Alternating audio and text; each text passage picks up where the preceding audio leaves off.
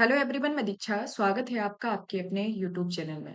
UPPSC, Bihar PSC की प्राथमिक परीक्षा और आरओ एआरओ के लिए एग्जाम को ध्यान में रखते हुए यह 30 दिन की क्रैश कोर्स श्रृंखला चलाई गई है, जिसके अंतर्गत देखा जाए तो अभी तक हमने 14 दिन इसके कंप्लीट कर लिए।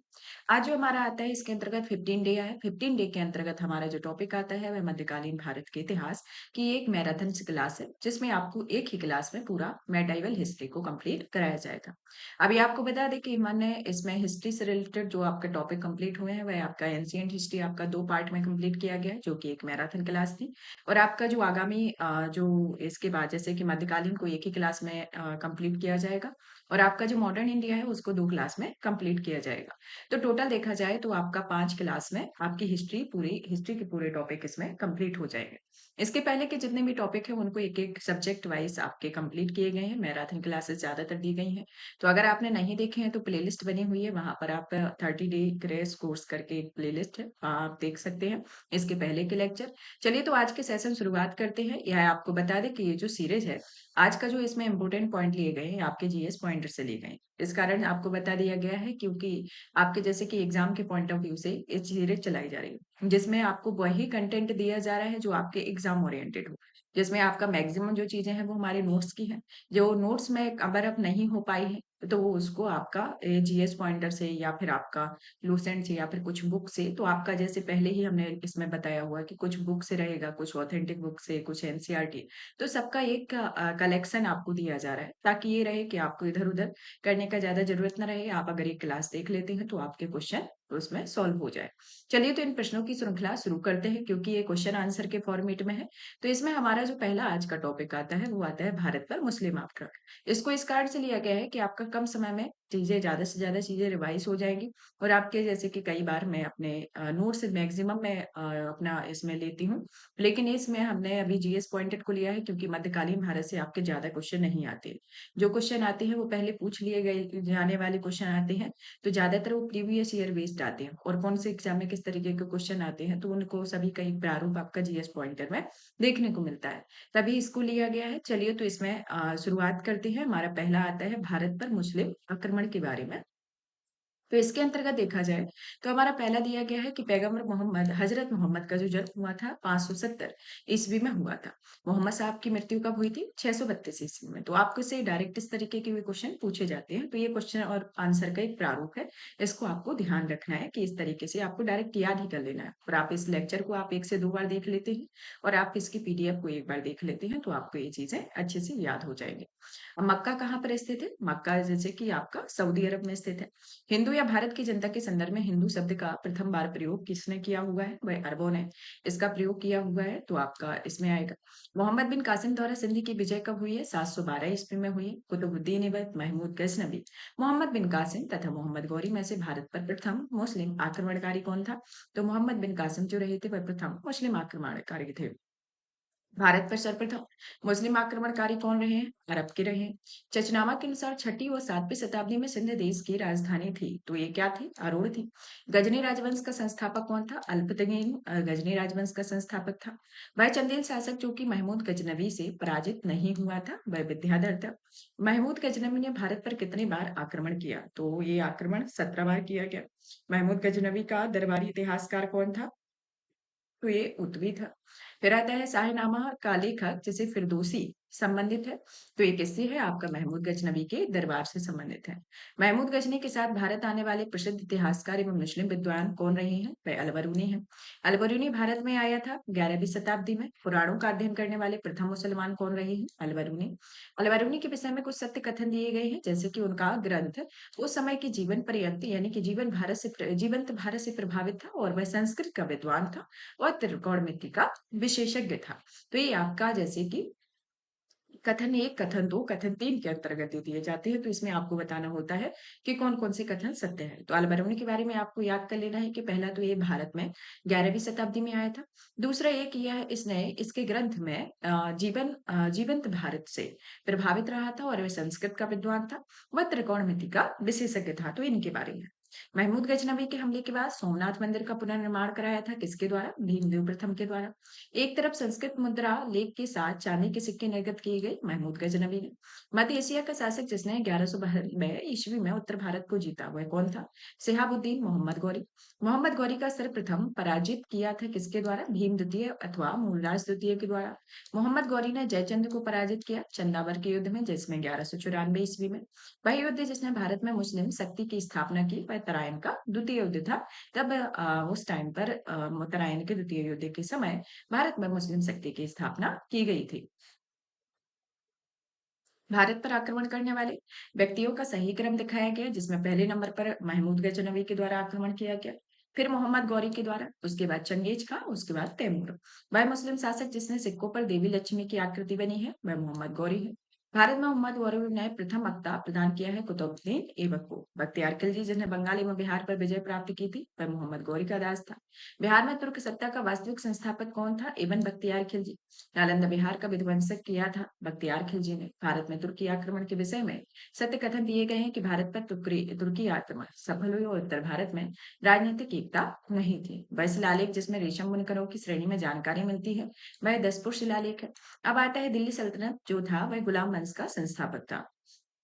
गुलाम वंश के संस्थापक में कुतुबुद्दीन ऐबक थे। दिल्ली सल्तनत का जो सुल्तान थे वह उसने सुल्तान की उपाधि नहीं ली थी, जो लाख बख्श के नाम से जाने जाते थे वह कुतुबुद्दीन ऐबक थे। कुतुबुद्दीन ऐबक द्वारा बनवाया गया 2.5 दिन का झोपड़ा दिल्ली में स्थित एक मस्जिद है। प्रसिद्ध कुतुब मीनार के निर्माण में योगदान दिया था कुतुबुद्दीन ऐबक इल्तुतमिश फिरोजशाह है तुगलक के द्वारा। कुतुब मीनार निर्माण पूरा किया गया इल्तुतमिश के द्वारा। कुतुबुद्दीन ऐबक की राजधानी लाहौर रही थी। सुल्तान कुतुबुद्दीन ऐबक की जो मृत्यु है वह कब हुई थी? चौगान की क्रीड़ा के दौरान अस्त्र से गिरने के पश्चात इसकी मृत्यु हो गई थी।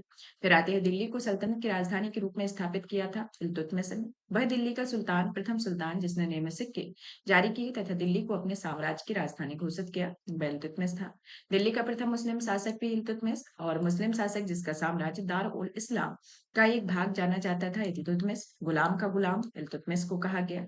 अब आते हैं मलिक अल्तुनिया के बारे में जो कि इल्तुतमिश के प्रतिद्वंदी नहीं थे। आपके तजुद्दीन, मलदोस, नसरुद्दीन कुबाचा, अली मर्दानी सभी इल्तुतमिश के प्रतिद्वंदी थी।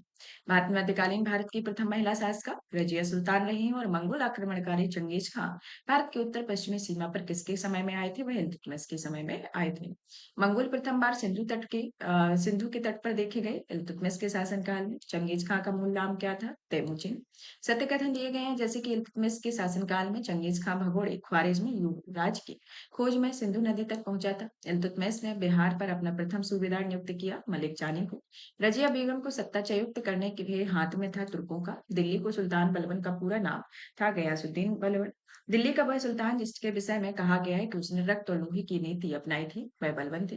बलबन के बारे में सही कथन दिया गया है कि बलबन ने अपने शासन में शक्तिशाली बनाया और सारी सत्ता अपने हाथ में केंद्रित कर ली। बलबन उत्तर पश्चिम सीमा को मंगोल आक्रमण से सुरक्षित रखना चाहता था।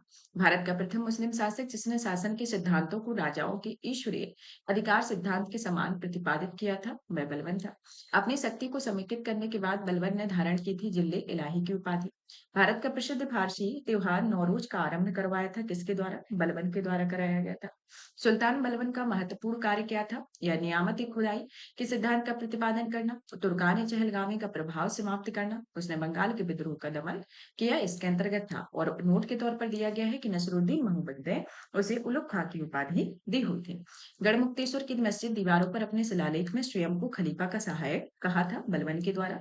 और किस सुल्तान ने एक अलग विभाग आरिच स्थापित किया था बलबन के द्वारा? और तुमरिन खां ने विद्रोह किया था बलबन के शासनकाल में। तो ये बलबन के संदर्भ में इल्तुतमिश बलबन और रजिया सुल्तान जो भी इनके संदर्भ में आता है। अब हमारा दूसरा वंश आता है खिलजी वंश के बारे में। खिलजी वंश के बारे में देखा जाए तो वह सुल्तान जो नया धर्म चलाना चाहता था किंतु उलेमा लोगों का विरोध किया अलाउद्दीन खिलजी ने।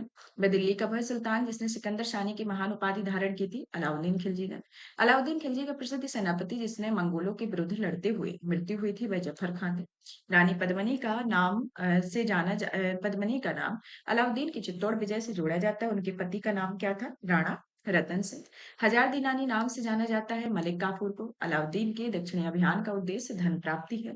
अलाउद्दीन खिलजी के आक्रमण के समय देवगिरी का शासक कौन था? रामचंद्र देव था। फिर आती है इसके अंतर्गत देखा जाए तो आपके कुछ सुमेलित है जिसमें रणथंभौर हमीरपुर, चित्तौड़, राणा रतन सेन, देवगिरी, राजा रायचंद और राजा रायचंद रामचंद्र, गुजरात जो आते हैं कर्णदेव में। अलाउद्दीन खिलजी के विषयों का कालक्रम दिया गया है जिसमें गुजरात 1299 ईस्वी में, रणथंबोर 1301 ईस्वी में, चित्तौड़ 1303 ईस्वी में, वारंगल 1310 ईस्वी में। वह दिल्ली का वह सुल्तान जिसने फसल की नपाई का आधा राजस्व के रूप में दावा किया था, वह अलाउद्दीन खिलजी था। वह सुल्तान जिसके काल में खालिसा भूमि अधिक पैमाने पर विकसित हुई थी, अलाउद्दीन खिलजी। प्रांतों के गवर्नरों के अधिकार समाप्त किए गए थे।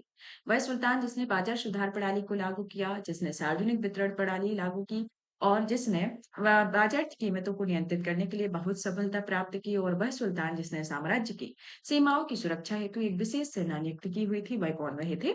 अलाउद्दीन खिलजी। अब इसमें कुछ शासक हैं और कुछ रियासत दी गई हैं। जैसे कि रियासत और शासक है। रियासत आपकी देवगिरी, जिसके शासक रामचंद्र देव और शंकर देव हैं। वारंगल, जिसके प्रताप रुद्र देव द्वितीय। होयसल, जिसके वीर बल्लाल। मदुरा, जिसके वीर पांड्या। तो ये प्रमुख रियासत और शासक है। वह सुल्तान व शासक जिसने अपने आप को खलीफा घोषित किया, वह मुबारक खिलजी है। दिल्ली में मूल्य नियंत्रण लागू किया गया था, अलाउद्दीन खिलजी ने। घड़ी कर और गृह कर लगाने वाला दिल्ली का प्रथम सुल्तान कौन था? अलाउद्दीन खिलजी। सेना के घोड़ों को दागने की पद्धति किसके द्वारा शुरू की गई? अलाउद्दीन के द्वारा। 1306 ईस्वी के बाद अलाउद्दीन खिलजी के समय दिल्ली के सुल्तान तथा मंगोलों की सीमा थी रावी नदी पर। तुगलक वंश के बारे में देखा जाए तो जब उसने राजत्व प्राप्त किया था तो वह शरीयत के नियमों और आदर्शों से पूर्णतः स्वतंत्र था। तो बर्नी का ये कथन है जिसमें सुल्तान के लिए वह कहा है, वह मोहम्मद तुगलक है। अलाउद्दीन खिलजी का वह सेनाध्यक्ष जो तुगलक वंश का संस्थापक एवं प्रथम सुल्तान था, वह गाजी मलक यानी कि गयासुद्दीन तुगलक, जिसका अन्य नाम है। कृषि को समुन्नत करने के लिए नहर खुदवाने के लिए 13वीं शताब्दी का पहला शासक कौन रहा है? वह गयासुद्दीन तुगलक रहा। खिलजी वंश, लोदी वंश, दास वंश, तुगलक वंश में से सर्वाधिक समय तक देश में राज्य किया था तुगलक वंश ने। दिल्ली सल्तनत का सर्वाधिक विद्वान शासक जो खगोल शास्त्र, गणित एवं आयुर्वेदिक सहित आयुर्विज्ञान सहित अनेक विद्याओं में माहिर थे, मोहम्मद बिन तुगलक। दीवानी अमीर को ही नया विभाग जिस सुल्तान द्वारा किया गया था, वह मोहम्मद बिन तुगलक है। दिल्ली का वह सुल्तान जिसने एक पृथक कृषि विभाग की स्थापना की और फसल चक्र की योजना बनाई, मोहम्मद बिन तुगलक। मोहम्मद बिन तुगलक अपनी राजधानी दिल्ली से ले गया दौलताबाद। भारत में सर्वप्रथम सांकेतिक मुद्रा का प्रचलन किया गया था मोहम्मद बिन तुगलक के द्वारा। कुछ सतत कथन दिए गए हैं जैसे कि मोहम्मद बिन तुगलक ने एक नया स्वर्ण सिक्का जारी किया जो इब्न बतूता द्वारा दीनार कराया गया कहलाया गया। मोहम्मद तुगलक की प्रत्येक मुद्रा योजना असफल सिद्ध हुई। मुद्रा निर्गमन पर उचित नियंत्रण नहीं था। मूर देश यानी कि मोरक्को अफ्रीका पर यात्री इब्न बतूता भारत आया मोहम्मद बिन तुगलक के शासनकाल में। सल्तनत काल में डाक व्यवस्था का विस्तृत विवरण किया गया है इब्न बतूता ने। होली त्योहार के सार्वजनिक उत्सव में भाग लेने वाली दिल्ली का प्रथम सुल्तान कौन था? मोहम्मद बिन तुगलक। वह शासक जिसकी मृत्यु पर इतिहासकार बदायूं ने कहा है कि सुल्तान को अपनी प्रजा से और प्रजा को सुल्तान से मुक्ति मिल गई, वह मोहम्मद बिन तुगलक था। दिल्ली का वह सुल्तान जिसने बेरोजगारों के सहायार्थ रोजगार कार्यालय की स्थापना की, फिरोज शाह तुगलक ने। दिल्ली का वह सुल्तान जो दान दक्षिणा के बारे में काफी ध्यान रखता था, इसके लिए एक विभाग दीवान खैरात स्थापित किया गया, फिरोज शाह तुगलक ने। वह सुल्तान जिसके दरबार में अधिक गुलाम थे, फिरोज शाह तुगलक। और सत्य कथन दिया गया है कि फिरोज शाह तुगलक ने गुलामों का एक अलग विभाग स्थापित किया, यानी कि दीवानी बंदगान। मोहम्मद बिन तुगलक के बाद दिल्ली पर गद्दी पर बैठा फिरोज तुगलक। गुलामों का एक अलग विभाग स्थापित किया गया, फिरोज तुगलक ने। सर्वप्रथम लोक निर्माण विभाग की स्थापना फिरोज शाह तुगलक ने की। दिल्ली का वह सुल्तान जो भारत में नहरों में सबसे बड़े जाल का निर्माण के लिए प्रसिद्ध है, फिरोज शाह तुगलक। हक के ये सर्वे अथवा सिंचाई कर लगाने में दिल्ली का प्रथम सुल्तान कौन रहा है? फिरोज शाह तुगलक। दिल्ली का वह सुल्तान जिसने ब्राह्मणों पर जजिया कर लगाया था, फिरोज शाह तुगलक। वह सुल्तान जिसने फलों की गुणवत्ता सुधारने के लिए उपाय किए, फिरोज शाह तुगलक के द्वारा।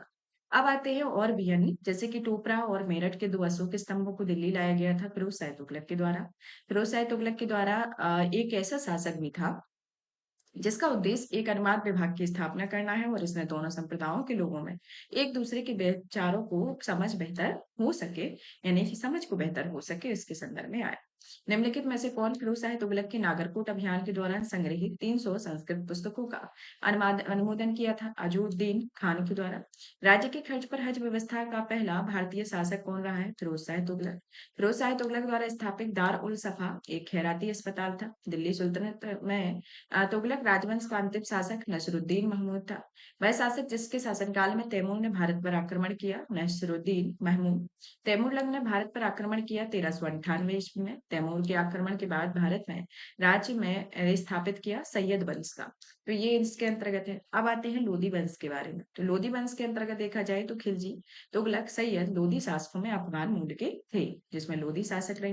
दिल्ली की राजगद्दी पर अफगानी शासक का सही क्रम दिया गया है, जिसमें बहलोल खान लोधी 1451 से 1489, सिकंदर लोधी 1489 से 517 ईस्वी, इब्राहिम लोधी 517 से 526 ईस्वी। महाराणा सांगा ने इब्राहिम लोदी को परास्त किया खतौली के युद्ध में। वह मध्ययुगीन सुल्तान जिसने आगरा शहर की नींव डालने और उसे सल्तनत की राजधानी बनाने का श्रेय दिया सिकंदर लोदी को। गुलमुखी रुखी उपनाम से अपनी कविताओं की रचना किसके द्वारा की गई? सिकंदर लोदी में। अन्य के ऊपर कर समाप्त करने के लिए जाना जाता है सिकंदर लोदी को। दिल्ली पर शासन करने वाले वंशों का सही क्रम दिया गया है, जिसमें गुलाम वंश, खिलजी वंश, तुगलक वंश, सैयद वंश, लोदी वंश। बलवंश, इल्तुतमिश, कुतुबुद्दीन ऐबक, इब्राहिम लोदी में से वह शासक जो गुलाम वंश का नहीं था, तो वे सुब्राहिम लोदी है, तो इनके संदर्भ में आता है। अब आते हैं विजयनगर साम्राज्य के बारे में। तो विजयनगर साम्राज्य के संदर्भ में देखा जाए तो विजयनगर राज्य की स्थापना किसके द्वारा की गई? हरिहर और हुक्का के द्वारा। हरिहर प्रथम के बारे में देखा जाए तो वह शासक था जिसने कृष्णा नदी पर सहायक नदी के दक्षिणी तट पर एक नए नगर की स्थापना की और इस देवता के प्रतिनिधि के रूप में अपने इस नए राज्य का शासन करने का दायित्व लिया, जिसके बारे में माना जाता है कि कृष्णा नदी से दक्षिण की समस्त भूमि उस देवता की है। तो ये हरिहर प्रथम के बारे में। अपनी मधुरा विजय कृति में अपने पति के विजय अभियानों का वर्णन करने वाली कवित्री कौन रही है? गंगा देवी। विजयनगर का वह शासक जिसने बहमनियों से गोवा को छून लिया, वह हरिहर सेकंड रहे हैं। प्रमुख तथ्य दिए गए हैं, जैसे कि नरसिंह सालों के संगम वंश का अंत किया और उसने राज सिंहासन छीनकर सालो वंश का आरंभ किया। वीर नरसिंह ने अंतिम सालो शासक को गद्दी से उतारकर राज सिंहासन छीना। वीर नरसिंह के उत्तरवर्ती उनके अनुज कृष्णदेव राय थे, जो कृष्णदेव राय के उत्तरवर्ती उनके चचेरे भाई अच्युत देव राय थे। तो इस तरीके से आपके कथन पूछ लिए जाते हैं। कौन कौन सा? जैसे कि नरसिंह सालो ने संगम वंश का अंत किया। जो संगम वंश का अंत किसके द्वारा किया गया? नरसिंह सालो के द्वारा। और जो सालो वंश का जो राज सिंहासन छीन कर वीर नरसिंह ने अंतिम सालो शासक को गद्दी से उतार कर राज सिंहासन को छीना। और वीर नरसिंह के उत्तरवर्ती उनके अनुज कृष्णदेव राय थे, जो कृष्णदेव राय के उत्तरवर्ती चचेरे भाई अच्युत देव राय थे। तो इनके बारे में आता है। अब आता है विजयनगर की। राजा कृष्णदेव राय ने गोलकुंडा का युद्ध किया, जिससे राजा के साथ लड़ा था और वह थे कुली कुतुब शाह। कृष्णदेव राय के दरबार में अष्टदिग्गज थे 8 तेलुगु कवि। वह शासक जिसे आंध्रभोज भी कहा जाता था, कृष्णदेव राय। प्रसिद्ध विजयनगर शासक कृष्णदेव राय के अधीन स्वर्ण योग था, तेलुगु साहित्य का। कृष्णदेव राय ने स्थापना की थी नागलपुर नगर की। विजयनगर का प्रसिद्ध हजारा मंदिर निर्मित हुआ है कृष्णदेव राय के शासनकाल में। अब्दुल रज्जाक विजयनगर आया था देवराय सेकंड के राजकाल में। निकोलो कॉन्टी था इटली का एक यात्री जिसने देवराय प्रथम के समय विजयनगर साम्राज्य की यात्रा की थी। पुर्तगाली लेखक नूनेज के अनुसार विजयनगर साम्राज्य में महिलाएं निपुण थी कुश्ती, ज्योतिष शास्त्र, लेखाकरण और भविष्यवाणी में। कम्मन, कुट्टन, नयन, टिक्कन में महाभारत के तेलुगु अनुवादों के लिए विख्यात है। नन्यान एवं टिक्कन वैदिक ग्रंथों के भाष्यकरण सहस्त्रनय में आश्रय प्राप्त है विजयनगर राजाओं का। 1565 ईस्वी में प्रसिद्ध युद्ध का हुआ है तालीकोटा का युद्ध। तालीकोटा का युद्ध लड़ा गया विजयनगर और बीजापुर, अहमदनगर, बीदर, गोलकुंडा की संयुक्त सेनाओं के बीच में। जब राजा वाडियार ने मैसूर राज्य की स्थापना की थी, तब विजयनगर साम्राज्य का शासक कौन था? Woken second. विजयनगर के शासक कृष्णदेव की कराधान व्यवस्था की विशेषता थी। भूमि की गुणवत्ता के आधार पर भू राजस्व की दर नियत होती थी। कारखानों के निजी स्वामी का एक उद्योग देकर देते थे। वह स्थान जहाँ के खंडर विजयनगर की प्राचीन राजधानी का प्रतिनिधित्व करते थे, वह हम्पी है। विजयनगर का शासक जिसने चीन के सम्राट के पास अपना राजदूत भेजा था, मुक्का प्रथम। प्रथम तेलुगु कवि श्रीनाथ से संबंध सरवार था देवराय द्वितीय का। वह राज्य जिसने कल्याण मंडप की रचना, मंदिर निर्माण की एक विशिष्ट अभिलक्षण था विजयनगर। प्रसिद्ध विजय विठ्ठल मंदिर जिसके 56 लक्ष तक्षित स्तंभ संगीतमय स्वर्ण कालती अवस्थित है हम्पी में। विजयनगर काल में दक्षिण भारत का नृत्य परंपरा का पहली बार विकास हुआ था। यक्षगान का ये पहली बार विकास हुआ था। फिर आता है इसके अंतर्गत दिल्ली सल्तनत प्रशासन के बारे में, जिसमें इतिहासकार वर्णि ने दिल्ली के सुल्तानों के अधीन भारत के शासन को वास्तव में इस्लामी नहीं माना, क्योंकि अधिकतर आबादी इस्लाम का अनुसरण नहीं करती थी। सल्तनत काल के अधिकांश अमीर एवं सुल्तान तुर्क वर्ग के थे। दिल्ली सल्तनत से संबंधित सत्य कथन दिए गए हैं, जैसे कि दिल्ली सल्तनत के राजस्व प्रशासन में राजस्व वसूली के प्रभारी को आमिल कहा जाता था और इकता व्यवस्था तक के मौलिक प्रणाली थी। सल्तनत काल में सैन्य विभाग का प्रमुख दीवान यारिज कहलाता था। तो इनके बारे में आता है। अब एकता क्या है? एकता के बारे में देखा जाए, तो एकता जो है एक राज्यों से एकत्र करने की व्यवस्था है जिसमें सियासत नामा एकता व्यवस्था की जानकारी का स्रोत है और मुक्ति को एकता से एकत्रित राजस्व में सैनिक रखने पड़ते थे। तो एकता व्यवस्था के बारे में मध्यकालीन भारत के संदर्भ में आकार की दृष्टि से सही आरोही क्रम दिया गया है जिसमें पहले नंबर पर आपका परगना आता है, फिर सरकार, फिर उसके बाद सूबा। कुछ विभाग दिए गए हैं, कुछ संस्थापक सुल्तान दिए गए हैं, तो एक एक करके इनके बारे में जानते हैं। तो विभाग जो आते हैं जैसे कि आपका पहले नंबर पर आता है दीवाने बंदगान। दीवानी बंदगान जो है, दीवानी बंदगान जो कि फिरोज शाह तुगलक का इसके संस्थापक रहे।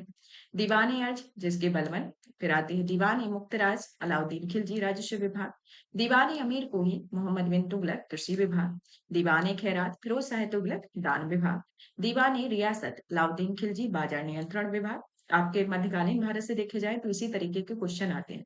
आपका ज्यादा डिटेल में नहीं पूछा जाता लेकिन ये विभाग और विभाग से संबंधित संस्थापक और उनके कार्य और किस विभाग से कौन सा कार्य संबंधित है, ये आपके क्वेश्चन पूछे जाते हैं।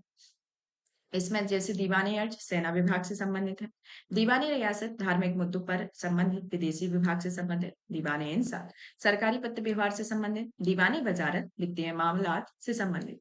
वह राजवंश इसके अंतर्गत वजारत का जन्मोत्कर्ष हुआ, वह तुगलक राजवंश था। मध्यकाल की सरकार का एक समग्र संरचना थी जिसमें विलय किया गया फारस, अरब, तुर्क, मंगोल, भारतीय तत्वों का। भूमि उत्पाद पर लगने वाले कर को इंगित करता है। खराज, उस्र, मुक्तई। वह भारत का मध्यकालीन भारत जिसने एकता व्यवस्था प्रारंभ की थी, इल्तुतमिश थे। सल्तनत काल में भू राजस्व सर्वोच्च ग्रामीण अधिकारी था, चौधरी। सर्व कर लगाया जाता था सिंचाई पर। जमावत का संबंध है राज्य कानून या धर्मनिरपेक्ष से। हदीस है एक इस्लामिक कानून। सल्तनत काल में फवाजिल का अर्थ होता है इक्तादारों द्वारा सरकारी खजाने में जमा की जाने वाली राशि। सल्तनत काल की दो प्रमुख मुद्राएं रही हैं जिसमें जीतल और टंका आते हैं। टंका नामक चांदी का सिक्का चलाया था इल्तुतमिश के द्वारा।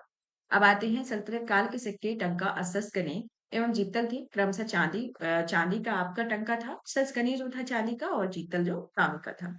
बगदाद के अंतिम खलीफा का नाम सर्वप्रथम अंकित हुआ है अलाउद्दीन मसूद के सिक्कों पर। सल्तनत दिल्ली सल्तनत और कला एवं स्थापत्य के बारे में दिया गया है जिसमें भारत में कागज का प्रयोग हुआ है 12वीं शताब्दी में। अलाई दरवाजा का निर्माण कराया था अलाउद्दीन खिलजी के द्वारा। घोड़े के नाल के आकार की मेहराब सर्वप्रथम प्रयोग में लाई गई अलाई दरवाजा। कुतुबुद्दीन ऐबक, इल्तुतमिश, अलाउद्दीन खिलजी। फिरोज शाह तुगलक में वह है जिसने तो कुतुब मीनार के निर्माण में योगदान नहीं किया, वह अलाउद्दीन खिलजी थे। वह सुल्तान जिसने कुतुब मीनार की 5वीं मंजिल का निर्माण किया, फिरोज शाह तुगलक ने। भारत में प्रथम मकबरा जो कि शुद्ध इस्लामी शैली से निर्मित हुआ है, वह बलबन का मकबरा है। प्रथम वास्तविक मेहराब जिसने सल्तनतकालीन स्मारक में दर्शातित किया है, बलबन के मकबरे में। भवन और निर्माणकर्ता के बारे में है जिसमें भवन आता है सुल्तानगढ़ी इल्तुतमिश का। फिर आता है आपका लाल महल। लाल महल के अंतर्गत देखा जाए तो ये आपका बलबन का है। फिर आते हैं आप यहाँ पे जमात खाना मस्जिद जो है आपकी खिर्ज खां की, और अढ़ाई दिन का झोपड़ा कुतुबुद्दीन ऐबक के द्वारा निर्माण किया गया। इन स्थापत्यों के निर्माण का सही क्रम दिया गया है जिसमें कुतुब मीनार, तुगलकाबाद किला, लोधी गार्डन, फतेहपुर सीकरी इसके अंतर्गत दिए गए। कीर्ति स्तंभ में प्रशस्ति के रचयिता के बारे में है जिसमें अत्रि और महेश रहे हैं। चित्तौड़ का कीर्ति स्तंभ में निर्मित हुआ राणा कुंभा के शासनकाल में। स्थल एवं स्थापत्य में जिसमें दिल्ली कुतुब उल इस्लाम मस्जिद, जौनपुर अटाला मस्जिद, मालवा जहाज महल, गुलबर्गा जामा मस्जिद। वास्तुशैली और संबंध राजवंश है जिसमें मेहराब की निचली सतह पर कमल कली की झालर है खिलजी वंश में। अष्टभुजीय मकबरों का उदय तुगलक के द्वारा किया गया। स्तंभों में बोधीगोई का प्रयोग विजयनगर में। झुकी हुई दीवारों के साथ एक विशाल मुख्यद्वार सरकी का रहा है, यानी कि सरकी राजवंश से संबंधित रहे।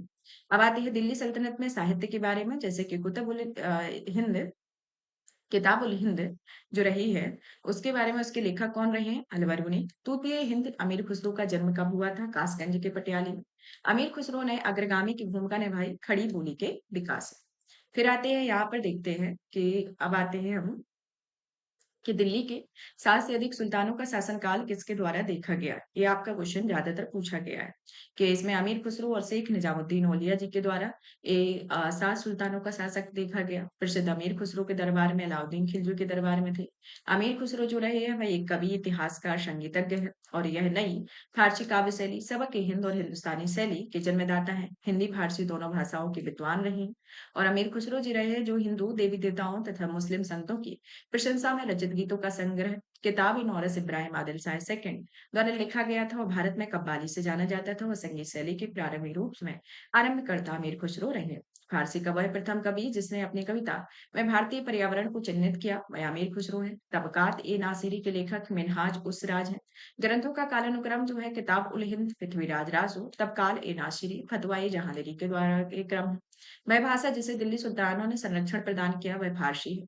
अपभ्रंश शब्द का प्रयोग मध्यकालीन संस्कृत ग्रंथों में होता है। कुछ आधुनिक भारतीय भाषाओं में आरंभिक रूपों को इंगित करने के लिए लेखक और रचनाएं एवं पुस्तकें हैं जिसमें जियाउद्दीन बर्नी, तारीख फिरोज शाही, हसन निजामी, ताजुल मासीर, मिनहाज उस सिराज, तबकात नासिरी, याह्या बिन अहमद, तारीख मुबारक शाही, अमीर खुसरो खजाइन उल फतूर, जियाउद्दीन बर्नी, फतवा ए जहांगीरी और मुल्ला दाऊद चंदायन का दामोदर कवि पद्मावती कथा और आपका सोमनाथ राग विभूत अमीर खुसरो आशिका पुस्तकों और लेखक में जैसे कि तारीख फिरोज शाही, शमसे सिराज तुगलकनामा अमीर खुसरो, हुमायूंनामा गुलबदन बेगम, तारीख-ए-हिंद, किताब-उल-हिंद हिलवरूनी, तारीख-ए-दिल्ली, खुसरो, रहला इब्न बतूता।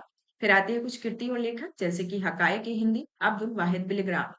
फिर आते हैं तहजीबुल अखलाक इब्न मिसकाविया, कुंजुल तिजार, बिलक अल कवायकी, जवामिउल हिकायत, सदउद्दीन मोहम्मद औफी, फवाद उल फवाद, अमीर हसन अल खिलजी, बख्तियार खिलजी के बिहार आक्रमण का पहला विवरण मिलता है तबकात नासिरी से।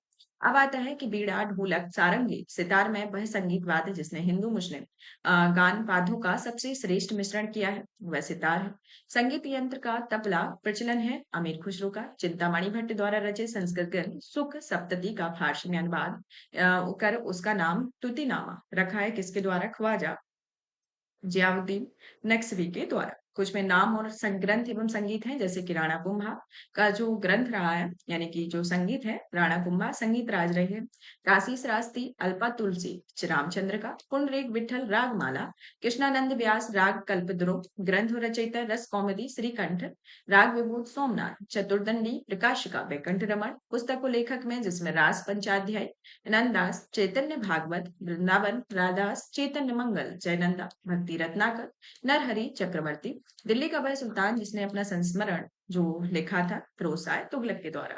फिर आते हैं दिल्ली सल्तनत और कुछ विविध दिए गए हैं जैसे कि भारत में पोलो खेल का जो प्रचलन हुआ तुर्कों के द्वारा दस्तार बंदान कहलाते थे ओलेमा। दिल्ली सल्तनत का वह सुल्तान जिसके शासनकाल में शाही महलों में हिंदू देवी देवता की पूजा होती थी वह नसरुद्दीन खुसरो शाह थे। कुछ सुमेलित थे जैसे कि यात्री और देश Marco Polo Italy Abdul Razzaq Iran मुनीस पुर्तगाल और कुछ सुल्तान और राज्य में आते हैं जैसे कि बहादुर शाह गुजरात चांद बीबी बीजापुर रजिया सुल्तान दिल्ली बाज बहादुर मालवा। यात्रियों के भारत आगमन पर अनुक्रम अलबरूनी इबन बतूता ट्रेविनिकियर मनोचियर दस्तार बंगान कहलाते थे उलेमा। भारतीय इतिहास के संदर्भ में कुल्ला है दास कहलाते थे सैयद। चुंबकीय दिशा सूचक का भारतीय महासागरों का प्रयोग प्रारंभ किया गया सदरुद्दीन मोहम्मद औफी द्वारा। अपने लगभग 30 वर्ष के व्यापक यात्री जीवन में अपने पूर्वी गोलार्ध के विस्तृत भूभाग की यात्रा की और उस विशाल भूभाग को देखा जिसने आज कोई 44 देश आते हैं। कुल मिलाकर लगभग 73,000 मील की दूरी आज चलकर पार की। पूर्व आधुनिक काल का संसार सबसे बड़ा वह यात्री जिसका वर्णन ऊपर वर्णित अवतरण में था वही बनबतुता अतः। अब आते हैं कुछ लेखक और ग्रंथ के बारे में कृष्णदेव राय अभिमुक्त मालयान महेंद्र बर्मन मत विलास प्रहसन भोजदेव सम्रांग सूत्रधार सोमेश्वर माल सोल्लास है। फिर आते हैं आपके घटनाओं का क्रम जिसमें कुतुब मीनार का निर्माण फिरोज शाह तुगलक की मृत्यु पुर्तगालियों का भारत आगमन विजयनगर के कृष्णदेव राय का शासनकाल। कुछ घटनाओं का सही क्रम है जैसे कि तराइन का द्वितीय युद्ध जलाउद्दीन खिलजी की हत्या अफगान पूर्व षड्यंत्र मोहम्मद तुगलक का राजधानी स्थानांतरण सती प्रथा बाल विवाह जौहर प्रथा में से वह प्रथा जिसकी शुरुआत राजपूतों के समय में हुई वह जौहर प्रथा है। कुछ युद्ध और समय जैसे कि प्लासी का युद्ध 1757 ईस्वी का है। कलिंग का युद्ध 261 ईस्वी हल्दी घाटी का युद्ध 1576 तराइन का द्वितीय युद्ध 1192 गया चंदावर का युद्ध 1194 तैमूर का आक्रमण 1398 तालीकोटा युद्ध 1565 घाघरा का युद्ध 1529। कुछ शासक और प्रमुख कार्य जिसमें अकबर आईने इदहसाला मोहम्मद तुगलक प्रतीक मुद्रा इल्तुतमिश चहलगानी अमीर शेरशाह सड़क आजम रहे। मध्यकालीन भारत में फड़म किसको संबोधित करता है? सिक्कों को। खरीदार कौन कहलाते थे? फरमानों को भेजने वाले अधिकारी। दिल्ली सल्तनत का वह वंश जिसने सबसे कम समय तक शासन किया वह खिलजी है। आइन उल मुल्क मुल्तानी जिस शासकों की अधीन सेवा की थी वह थे अलाउद्दीन खिलजी, मोहम्मद बिन तुगलक और फिरोज शाह तुगलक। वह मध्यकालीन विद्वान या लेखक जो जैन धर्म का अनुयायी था हेमचंद सूरी।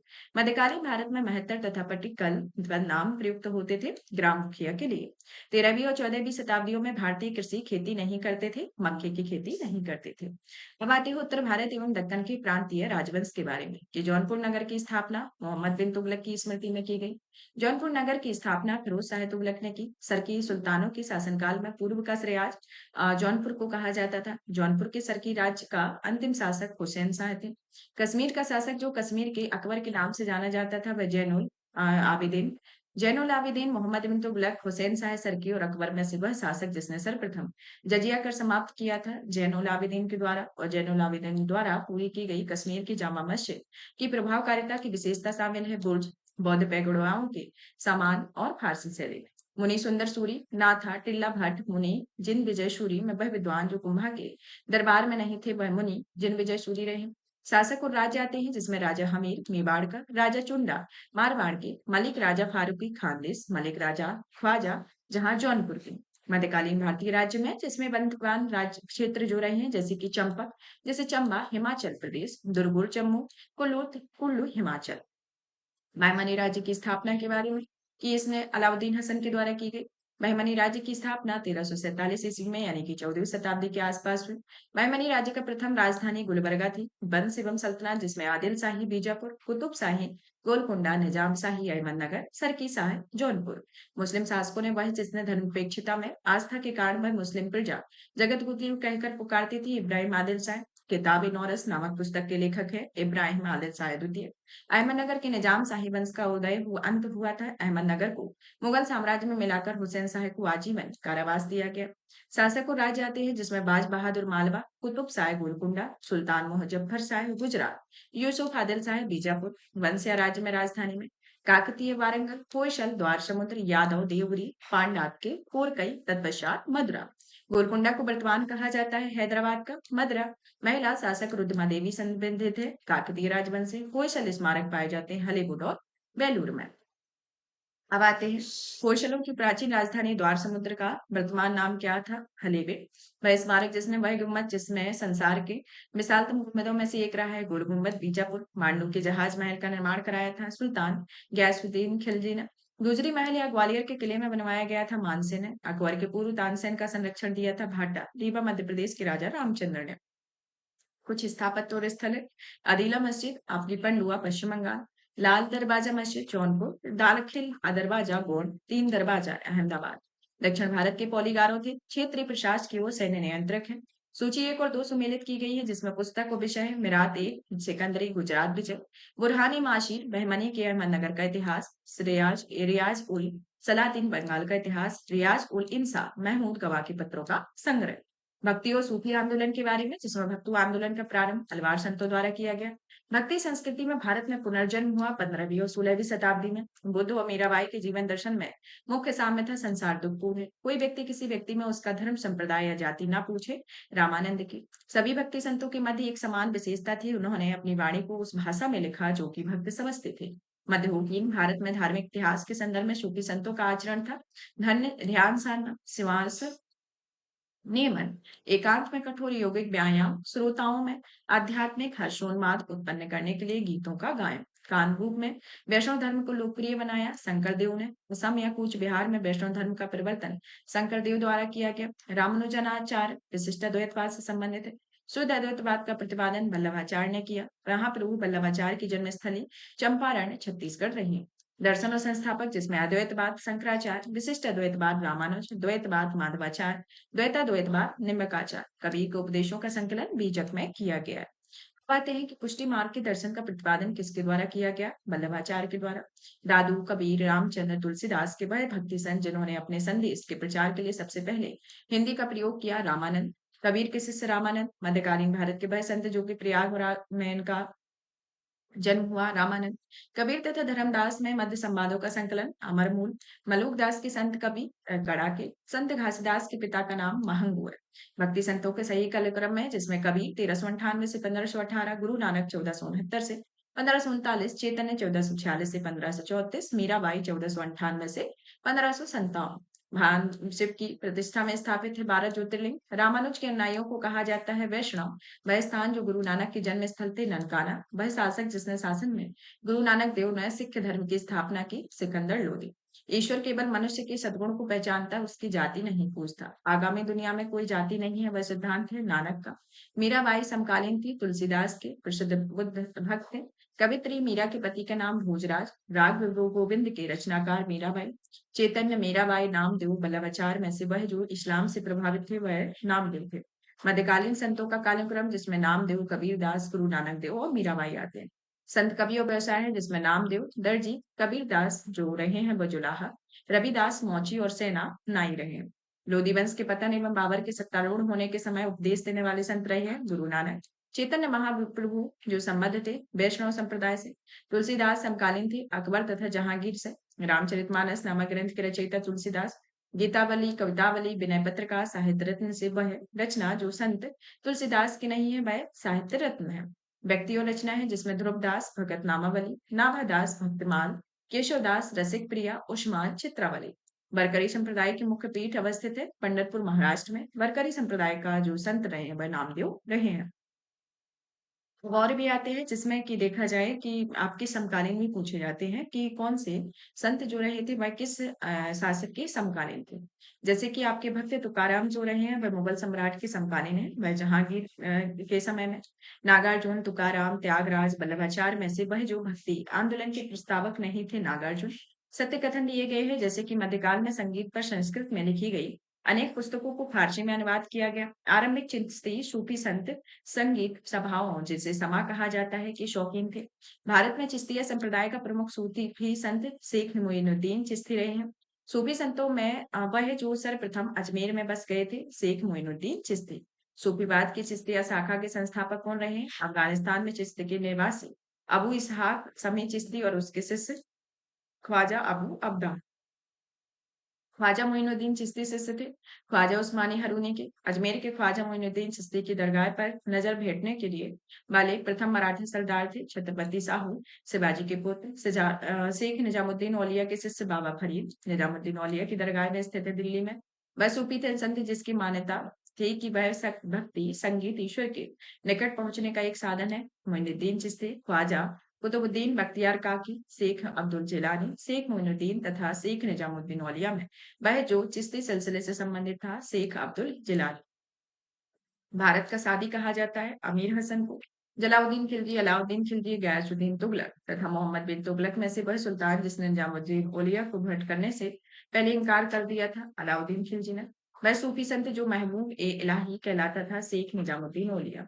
शेख फरीद का सर्वाधिक ख्याति लब्ध सिख जिसने दिल्ली के 7 सुल्तानों का शासन देखा निजामुद्दीन औलिया। शेख मोइनुद्दीन चिश्ती, कुतुबुद्दीन बख्तियार काकी, फरीदुद्दीन गंज ए शंकर, शेख निजामुद्दीन औलिया में वह सूफी संत जिसके विचारों को सिखों के धर्म ग्रंथ या आदि ग्रंथ में संकलित किया गया। फरीदुद्दीन सरगज ए सकर। प्रसिद्ध संत सलीम चिश्ती रहते थे फतेहपुर सीकरी में। शेख अल हिंद की पदवी प्रदान की गई शेख सलीम चिश्ती को। इसमें सुमेलित थे जिसमें संत और मकबरा है जैसे कि शेख मोइनुद्दीन चिश्ती अजमेर, शेख बुहराउद्दीन गरीब दौलताबाद, शेख मोहम्मद हुसैन गुलबर्गा, शेख निजामुद्दीन औलिया दिल्ली के। कुछ संत कवि या संप्रदाय हैं जैसे कि ख्वाजा मोइनुद्दीन चिश्ती चिश्तिया, शेख अहमद सहरिंदी, नक्शबंदिया, दारा सिको, कादरिया, शेख शहाबुद्दीन सुहरावर्दिया। शेख अहमद सरहिंदी समकालीन थे अकबर और जहांगीर के। शेख नसरुद्दीन चिराग ये दिल्ली शिष्य थे शेख निजामुद्दीन औलिया के। शेख सलीम चिश्ती के समकालीन थे अकबर के। भारत में सूफियों की कादरी पद्धति में सबसे पहले शुरू की गई शेख नियामतुल्ला और मखदूम मोहम्मद जिलानी द्वारा। सूफीवाद के सिलसिलों में वह जो संगीत के विरुद्ध था नक्शबंदिया। शेख बहाउद्दीन जकारिया मानते थे सोहरावर्दी संप्रदाय के।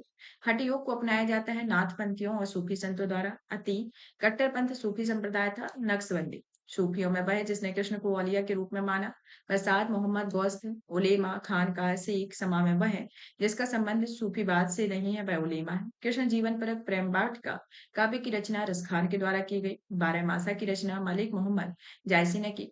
कुछ सुमेलित थे जिसमें मध्यकालीन कवि और रचनाएं जैसे कि मुल्ला दाऊद चांदायन, दामोदर कवि, पद्मावती कथा, सोमनाथ, राग विभूत, अमीर खुसरो आशिका रहे। भूतली वर्ष प्रसिद्ध सूफी संत हाजी बरी अली साय की मजार पर मेला लगता है। देवा शरीफ में क्राइस्ट का जन्म स्थान है। बैथलेहम ईस्टर त्योहार के पीछे ईसाइयों की भावना। इस दिन ईसा पुनर्जीवित हुए। वह ईसाई संत जो पशु पक्षियों के प्रेम के लिए विख्यात है। असीसी के संत फ्रांसिस। ईसाइयों का गुड फ्राइडे माना जाता है ईसा मसीह को सूली पर चढ़ाए जाने के स्मरण में। अब आते हैं मुगल वंश में। मुगल वंश में हमारा पहले जो शासक आते हैं बाबर के बारे में। तो बाबर के संदर्भ में देखा जाए तो बाबर को भारत पर आक्रमण करने के लिए आमंत्रित करने वाले जो एक आलम रहे हैं वह इब्राहिम लोदी के संबंधी थे तथा उन्होंने दिल्ली के राज सिंहासन के ही दावेदार थे। मध्यकालीन भारत का मुगल शासक वस्तुतः क्या था? चगताई तुर्क। बाबर को सर ए पुल के युद्ध में पराजित किया था। सैबानी खान ने इन्हें पराजित किया हुआ था। बाबर जो थे वह इनके बाबर और इब्राहिम लोदी के मध्य पानीपत का प्रथम युद्ध हुआ था। और बाबर में वह मुगल शासक जिसने भारत में ऑटोमन युद्ध पद्धति को भी अपनाया और इनमें पानीपत के प्रथम युद्ध में देखा जाए तो प्रथम बार तोपों का प्रयोग किया गया और बाबर की इब्राहिम लोदी पर विजय का कारण तोप खाना रही है। अब बाबर के प्रमुख युद्ध और वर्ष के बारे में जान लेते हैं जैसे कि पानीपत का प्रथम युद्ध 1526 में, खानवा का युद्ध 1526-27 में, घाघरा का युद्ध 1529 में, चंदेरी का युद्ध 1528 में हुआ। बाबर के भारत में आने के फलस्वरूप इस क्षेत्र में तैमूरी या तिमुरिद राजवंश की स्थापना हुई। वह युद्ध जिसमें बाबर ने जिहाद की घोषणा की खानवा के युद्ध में। पानीपत के युद्ध में बाबर की विजय का मुख्य कारण क्या था? उसकी सैन्य कुशलता। मेवाड़ का राजा जिसे 1527 ईस्वी में खानवा के युद्ध में बाबर ने हराया था राणा सांगा था। बाबर ने सर्वप्रथम पातशाही की पदवी धारण की काबुल में। वह मुगल सम्राट जिसके धैर्य से जीवन से धैर्य व संकल्प से सफलता की शिक्षा मिलती है वह जहूरुद्दीन मोहम्मद बाबर के। बाबर के साम्राज्य में सम्मिलित है काबुल, पंजाब, आधुनिक राजस्थान का क्षेत्र। बाबर ने अपने बाबरनामा में जिन हिंदू राज्य का उल्लेख किया है वह मेवाड़ और विजयनगर है। तो जो कि बाबरी यानी कि बाबर की आत्मकथा लिखी गई है तुर्की भाषा में। अयोध्या में स्थित बाबरी मस्जिद का निर्माण कराया था बाबर के सेनानायक मीर बाकी ने। अब आते हैं हुमायूं और शेरशाह के बारे में। हुमायूं और शेरशाह के बारे में देखा जाए तो हुमायूं का भाई कौन सा नहीं था इसके संदर्भ में आता है।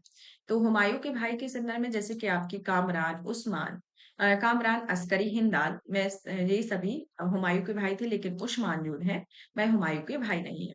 हुमायूं द्वारा लड़ी गई 4 ही प्रमुख युद्धों का तिथि का क्रम दिया गया है जिसमें कि देवरा, चौसा, कन्नौज, सरहिंदी। वह दो शासक जिनके मध्य में 17 मई 1540 को कन्नौज के पास युद्ध हुआ वह शेरशाह और हुमायूं थे। फरीदा जो बाद में शेरशाह सूरी बना वह शिक्षा प्राप्त की जौनपुर से। बलबन, अलाउद्दीन खिलजी, इब्राहिम लोदी और शेरशाह जैसे मध्ययुगीन शासकों में वह जो उच्च शिक्षित थे। शेरशाह वह सुल्तान जिसने पहले हजरत आला की उपाधि अपनाई और बाद में सुल्तान के वह शेरशाह सूरी रहे।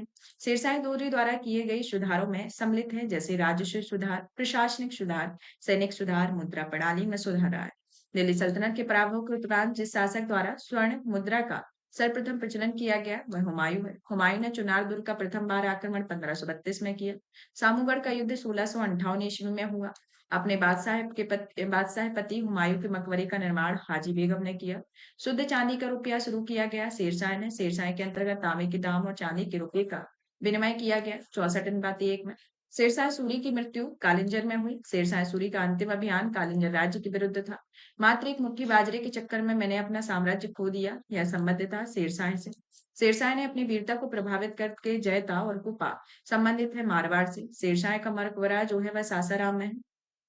शेरशाह ने निर्माण कराया था दिल्ली की कुला एक मस्जिद का। दिल्ली में पुराना किला के भवनों का निर्माण शेरशाह ने किया। दिगंबरों की सहायता के लिए जिस मध्यकालीन भारत प्रिय शासन ने पट्टा एवं कबूलियत प्रथा या व्यवस्था प्रारंभ की थी वह शेरशाह रहे।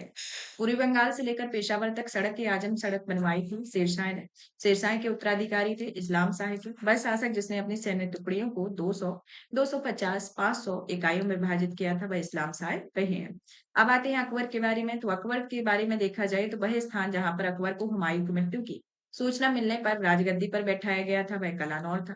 हल्दी घाटी के युद्ध में पीछे अकबर का मुख्य उद्देश्य राणा प्रताप को अपने अधीन लाना। हल्दी घाटी का युद्ध 1576 में हुआ। हल्दी घाटी में महाराणा प्रताप की सेना के सेनापति हकीम खान रहे।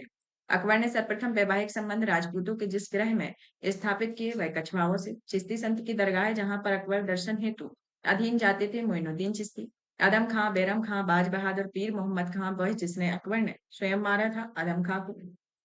राजपूताना का वह राज्य जिसने अकबर की संप्रभुता स्वीकार नहीं की थी वह मेवाड़ रहे।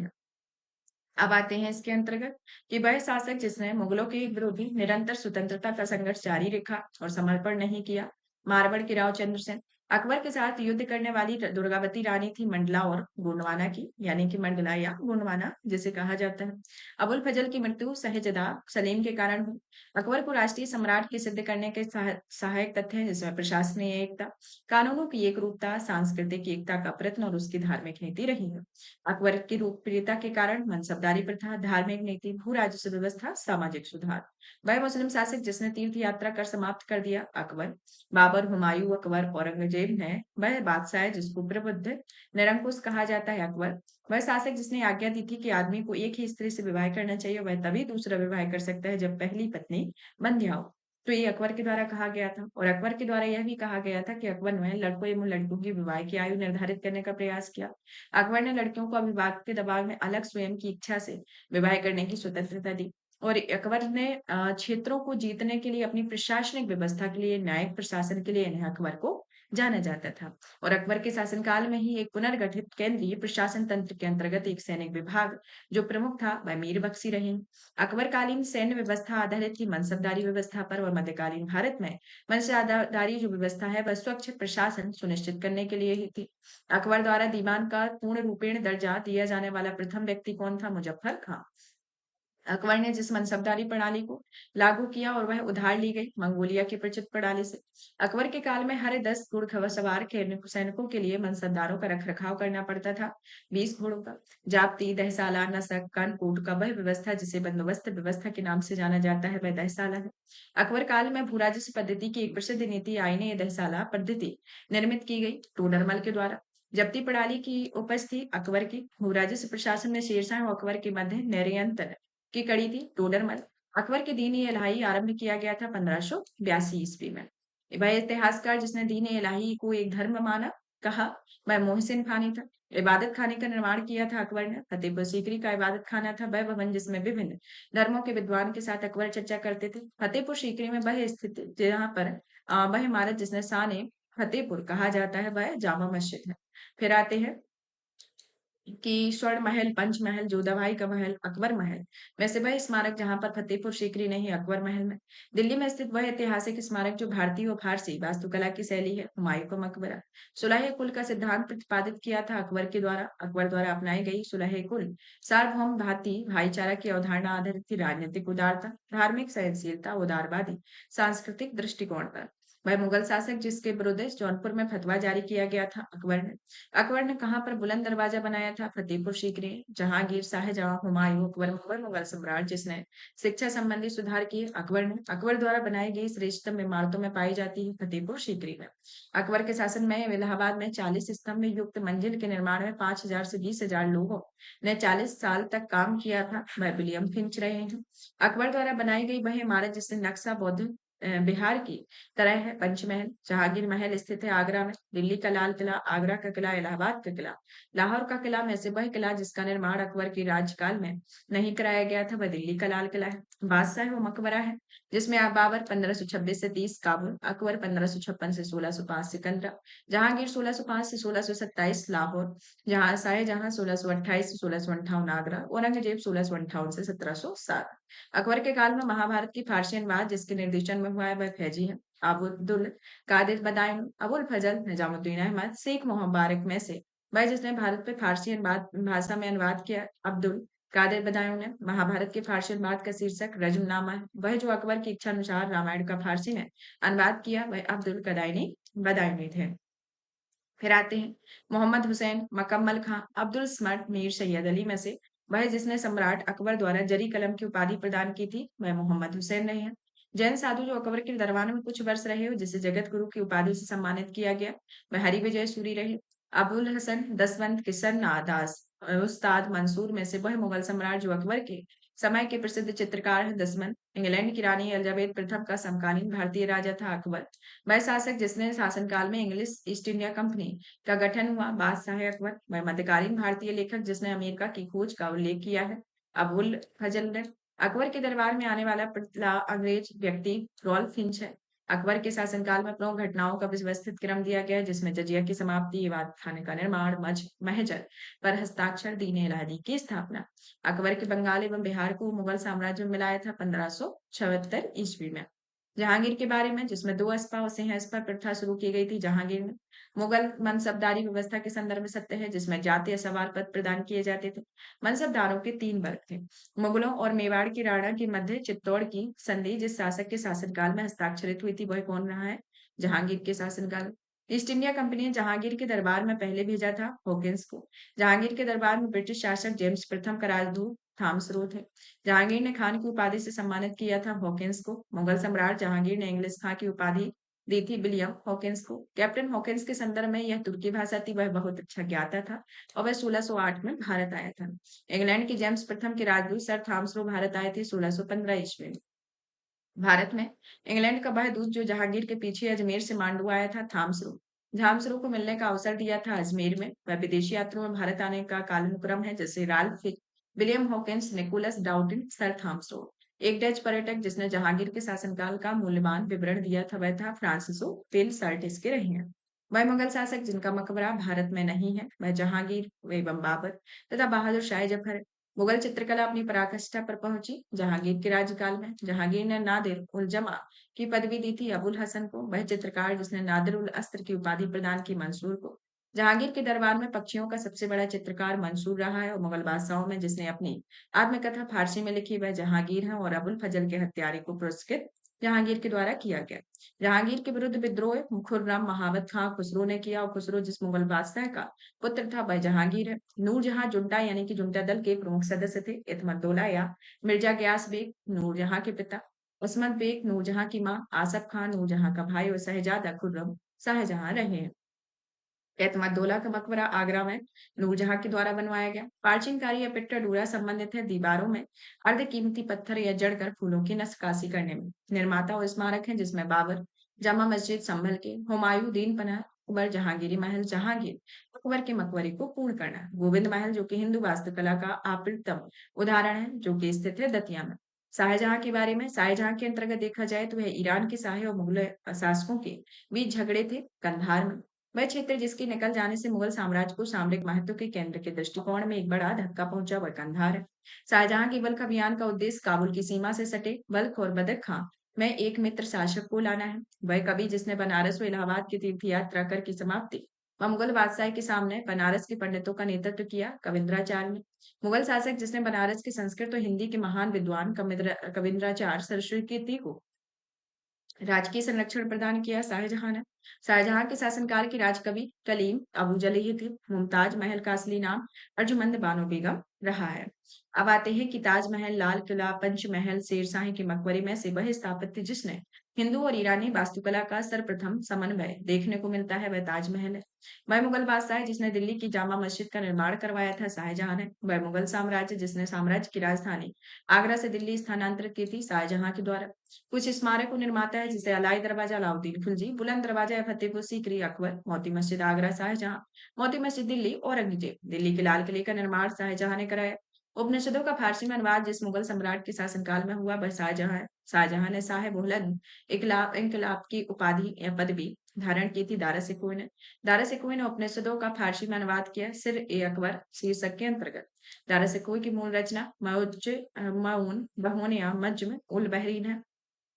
दारा सकोई को जिस स्थान पर दफनाया गया वह दिल्ली है। अमीर खुसरो दारा सिकोई अमीर हसन एवं सुजा में वह हिंदू धर्म ग्रंथों का अध्ययन करने वाला प्रथम मुस्लिम था। दारा सिकोई बीए स्मिथ जेएन सरकार एएल श्रीवास्तव में से वह इतिहासकार जिसने शाहजहां के शासन में मुगल काल का स्वर्ण युग कहा जाता है। एएल श्रीवास्तव ने सुप्रसिद्ध कोहिनूर हीरा शाहजहां के उपहार में दिया गया था मीर जुमला ने। वह मुगल बादशाह है जिसने बलबन द्वारा प्रारंभ किया गया दरबारी रिवाज सिजदा समाप्त कर दिया गया। शाहजहां को दारा सिकोर, मुराद बख्श, साय सुजा, औरंगजेब में से वह जो सारा सिख शाहजहां के शासनकाल में अधिकांश समय तक दक्कन का गवर्नर था औरंगजेब। अब आते हैं औरंगजेब के बारे में। तो औरंगजेब के संदर्भ में देखा जाए तो मुगल बादशाह औरंगजेब ही था जिन्होंने 2 बार अपना राज्याभिषेक कराया। धर्मकर्त का जो युद्ध हुआ था वह औरंगजेब और दारा सिकोह के मध्य हुआ। इनके युद्धों के क्रम में देखा जाए तो आपका 1540 ईस्वी में बिलग्राम का युद्ध हुआ। 1572 में सरनाल का युद्ध, 1668 में 1658 में, धर्मा का युद्ध और जजाऊ का युद्ध 1707 में। मुगल बादशाह जो जिंदा पीर के नाम से जाने जाते हैं, औरंगजेब। मुगल शासक जिसने सर्वप्रथम ब्रिटिश के विरुद्ध संघर्ष किया, औरंगजेब।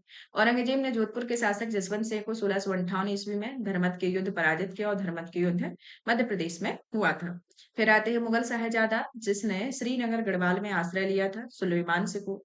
औरंगजेब का वह पुत्र जिसने विद्रोह करके राजपूतों के विरुद्ध पिता की स्थिति दुर्बल कर दी थी, अकबर ने। वह मुगल सेनापति जिसके साथ शिवाजी ने 1665 में पुरंदर की संधि पर हस्ताक्षर किए, जयसिंह। औरंगजेब ने बीजापुर की विजय प्राप्त की थी 1686 में। औरंगजेब ने दक्षिण में जिन दो राज्यों को विजय किया था, वह बीजापुर और गोलकुंडा है। वह बादशाह है जिसने अंतर्गत मुगल सेना में सर्वाधिक हिंदू सेनापति थे, औरंगजेब। 1687 में जब औरंगजेब ने गोलकुंडा किले पर अधिकार किया, तो उस समय गोलकुंडा का शासक कौन था? अबुल हसन कुतुब शाह। मुगल सम्राट जिसने सर्वाधिक संख्या में हिंदू अधिकारियों की नियुक्ति की थी, औरंगजेब। जजिया जिसके शासनकाल में पुनः लगाया गया था, शासक था औरंगजेब। औरंगजेब द्वारा चलाए गए जिहाद का अर्थ है दारुल इस्लाम। बीबी का मकबरा का निर्माता औरंगजेब है। वह मकबरा जो द्वितीय ताजमहल कहलाता है, राबिया उद दुरानी का मकबरा। जहां आरा, रोशन आरा, गौहर आरा, महरून शाह में से वह जो सम्राट औरंगजेब की पुत्री थी, वह महरून शाह। औरंगजेब ने साहिबाबाद उज जमानी की उपाधि प्रदान की, जहां आरा को संत रामदास से संबंधित है, औरंगजेब के शासनकाल में। अब आते हैं मुगलकालीन प्रशासन के बारे में, कि मुगल काल में के दौरान जिले को जाना जाता था सरकार के नाम से। मुगल काल में सेना का प्रधान मीर बख्शी था। मुगल शासन ने मीर बख्शी का कर्तव्य था भू राजस्व अधिकारियों का पर्यवेक्षण करना। कुछ सत्य कथन दिए गए हैं, जैसे कि मुगल साम्राज्य मूल रूप से एक सैनिक राज्य था। केंद्रीय शासन व्यवस्था के विकास की प्राण शक्ति और सैनिक शक्ति पर निर्भर थी। अयदि बे घुड़सवार सिपाही थे जिन्होंने अपनी सेनाएं एकाकी प्रदान की और सरदार के साथ अपने को संलग्न नहीं किया। सम्राट की जिसका आसन कर्नल था। बर्नियार, करेली, मनुची, ट्रेबियर ने से वह जो कि मुगल सेना में चिकित्सक नियुक्त किया गया था, मनुची को। मुगल प्रशासन में मुहतसिब लोक आचरण अधिकारी थे।